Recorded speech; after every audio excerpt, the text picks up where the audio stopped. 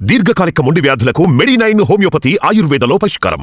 మెడినైన్ అంటే సంపూర్ణ ఆరోగ్యం, పరిపూర్ణ విశ్వాసం.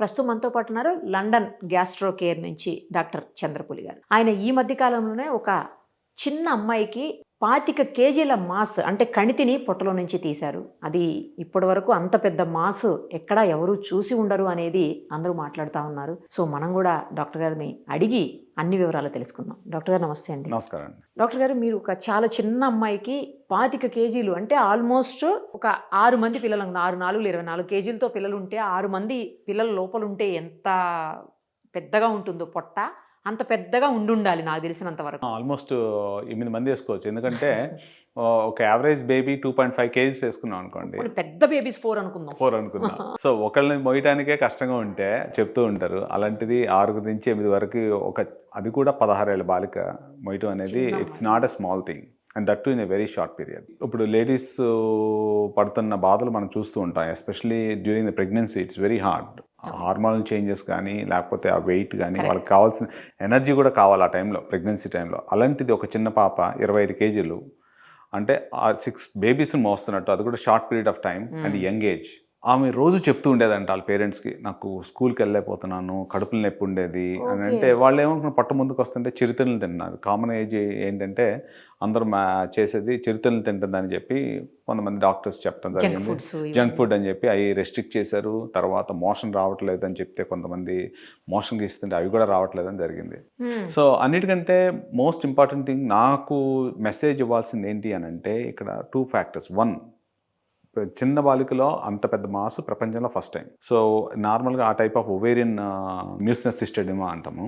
అది జనరల్గా 30 నుంచి 50 ఏళ్ళ లోపు ఉన్న వాళ్ళు వస్తుంది. సో 16 ఏళ్ళలో ఫస్ట్ టైం, ప్రపంచంలోనే ఫస్ట్ టైం. అందులోకి అంత పెద్ద మాస్ కూడా చాలా ఫస్ట్ టైం. ఇప్పుడు పేషెంట్ కండిషన్ అంతా మంచిగా ఉంది. She is going home actually. 2 డేస్లోనే ఆమెకు తీయడం జరిగింది. తర్వాత ఆమెని ఇంటికి పంపించేయడం కూడా జరుగుతుంది. 1-2 డేస్ వెళ్ళిపోతుంది ఇంటికి కూడా. ఇవాళ వెళ్తుంది. ఈరోజు వెళ్ళిపోతుందా?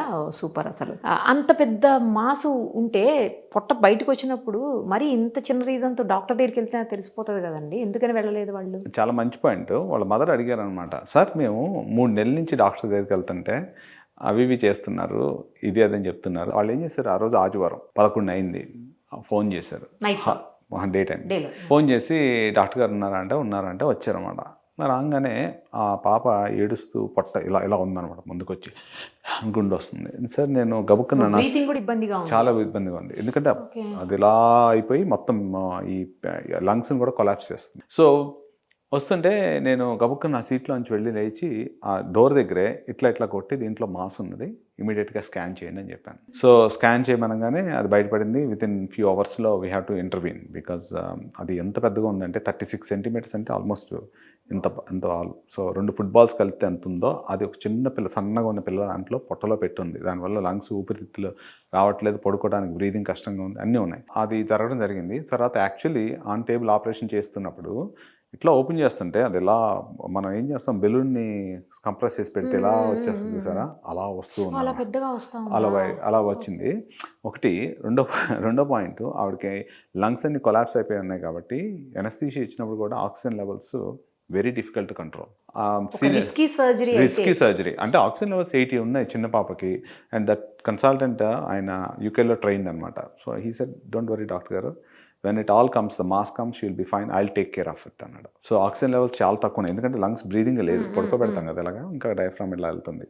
సో ద మూమెంట్ మేము అది మాస్ బయటకు తీయంగానే మొత్తం అంతా ఆక్సిజన్ లెవెల్స్ బ్యాక్ టు 100. అదొకటే కాకుండా లోపలికి వెళ్ళి ఆపరేషన్ చేసి చూస్తున్నప్పుడు ఏమవుతుంది అని అంటే, అది ఎలా, ఇప్పుడు మనం హాలిడేకి వెళ్ళినప్పుడు ఎక్కువ ప్యాక్ చేసుకోవాలంటే ఏం చేస్తాం, అన్ని కుక్కేసి పెడతాం కదా.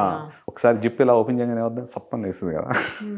ఆ టైప్లో మొత్తం అన్ని ఈ యొక్క గెడ్డ ఇంత పెద్దది అనమాట. సో మొత్తం అన్ని పేగులు చిన్న చిన్న నూడిల్స్ లాగా తయారయ్యాయండి, సన్నగా ఉన్నాయి. సో అంత సన్నగా అయిపోయినాయి మొత్తం అన్నిటిని. ఆఖరికి రక్త కణాలు, మన కాళ్ళలోంచి వచ్చే రక్త కణాలు, అయోటా ఉంటాయి కదా, వాటిని కూడా ప్రెస్ చేస్తూ ఉంది. ఇప్పుడు అంత పెద్ద మాసు తయారవడానికి ఎంతకాలం పట్టి ఉండొచ్చు? I think it's more than 3 to 6 months అయి ఉండొచ్చు. ఎందుకంటే వీళ్ళు డాక్టర్ దగ్గరికి వెళ్తాము 3 నెలల నుంచి వెళ్తున్నారంట వేరే హాస్పిటల్. అలా మదర్ అదే అంటుంది, వాళ్ళ మదర్ అదే అంటుంది, సార్ మీరు 2 సెకండ్లో ఇలా వచ్చి పొట్ట మీద టకా కొట్టి ప్రాబ్లం ఉంది, ఇమీడియట్గా స్కాన్ చేసి ఆపరేషన్ చేయాలి చేయాలని చెప్పారు, మిగతా వాళ్ళకి ఏంటండి డిఫరెన్స్ అని అడుగుతుంది. I mean I can't able to answer that question, but what it means is ఆవిడ తర్వాత ఈ హాస్పిటల్లో ఉండగానే ఇంకో పేషెంట్ కూడా వచ్చి ఇలా పడుకున్నాడు, సార్ నాకు కడుపులు నొప్పి అని. ఆ ముందు రోజు ఇంకో హాస్పిటల్కి వెళ్ళారు. నేను ఇలా పట్టుకుని అపెండిక్స్ ఉంది అని చెప్తే స్కాన్ చేయగానే అపెండిక్స్, అది ఆపరేషన్, అదే నెక్స్ట్ 1 అవర్లో ఆపరేషన్ చేస్తే చీమి ఇలా కారుతూ ఉంది. సో నేను చెప్పేది ఏంటంటే clinical accuracy gives you good results. నేను అల్ట్రాసౌండ్ చేసి అపెండిక్స్ వేరే పేషెంట్ చేయాల్సి వస్తే జనరల్గా సిటీ చేయాలి కదా సార్, మీరు సిటీ కూడా చేయకుండా ఎందుకు చేశారు అనేది క్వశ్చన్ కూడా రైజ్ అవుతుంది కొంతమందికి. సో ప్రాబ్లం ఏంటంటే saving A patient is more important. ఇప్పుడు ఆ అమ్మాయి ఎన్ని రోజులకి నార్మల్ సెట్ అవుతుంది? మళ్ళీ ఇంకేం ప్రాబ్లం ఉండదు కదా తనకు? ఇంకేం ప్రాబ్లం, అది యాక్చువల్లీ మనకు 2 ఓవరీస్ ఉంటాయి, లెఫ్ట్ ఓవరీ, రైట్ ఓవరీ. ఈ రైట్ ఓవరీలో పెద్ద కణితి వచ్చింది, లెఫ్ట్ది నార్మల్ ఉంది. So she can lead her life normal, hormones బాగానే ఉంటాయి, ప్రెగ్నెన్సీస్ కానీ ఫెర్టిలిటీ కానీ ఎవ్రీథింగ్ విల్ బి నార్మల్. ఇప్పుడు ఓవరీ కూడా తీసేయాల్సిన పరిస్థితి? ఓవరీ మొత్తం కుళ్ళిపోయింది, కుళ్ళిపోయి అంత పెద్ద నీళ్ళతోటి. సింగిల్ ఓవరీ తోటి ప్రాబ్లమ్స్ ఏమి ఉండవు కదా? సింగిల్ ప్రాబ్లమ్స్ ఏమి ఉండవండి. So they can have the normal ovulation, normal periods, normal fertility level. ఇప్పుడు ఇది అలా వదిలేస్తే ప్రాణానికే ప్రమాదం అయ్యే అవకాశాలు ఉండేవి తప్పకుండా. అది అప్పటికి తక్కువ సమయంలో, అంత తక్కువ సమయానికి. సో ఈ పాప ఏం చేస్తుందంటే ఆ రోజు మార్నింగ్ కూడా రావడానికి ఏంటంటే ఆ రోజు వాళ్ళ పీడియాట్రిషియన్ లేదట. రెండోది బాత్రూంలోకి వెళ్ళి గట్టిగా క్యామని ఏడ్చుకుంటూ వచ్చేసింది. నాకు తెలిసి ఏమై ఉంటుంది అని అంటే బాత్రూంలోకి వెళ్ళి when she sitting down pressure ఎక్కువై ఉంటుంది కదా, అప్పుడు రప్చర్ అయి ఉంటుంది నాకు తెలిసి. So possibly that's one of the reason. So ఏడ్చుకుంటూ ఉంటుంటే వాళ్ళు ఇమీడియట్గా కార్లో తీసుకురావడం జరిగింది ఇక్కడికి. So that's how we could able to intervene. దాన్ని మళ్ళీ ఏమన్నా ఫర్దర్గా ఇన్వెస్టిగేషన్స్ పంపించాము. We still waiting for those results. కొన్ని బ్లడ్ టెస్ట్లో కూడా తెలిసింది అది సిస్టెడినోమా అని చెప్పి వచ్చింది. సో ఇప్పుడు యాక్చువల్లీ ఇవాళ మార్నింగ్ కూడా పెథాలజిస్ట్తో మాట్లాడాను, అంటే జరిగి కూడా 2 రోజులే కదా అయింది. అంతా సెట్ అయిపోతుంది కదా అయితే? Of course she's back to normal, she's walking normal. Right doctor గారు, thank you very much. All the very best. Thank you so much.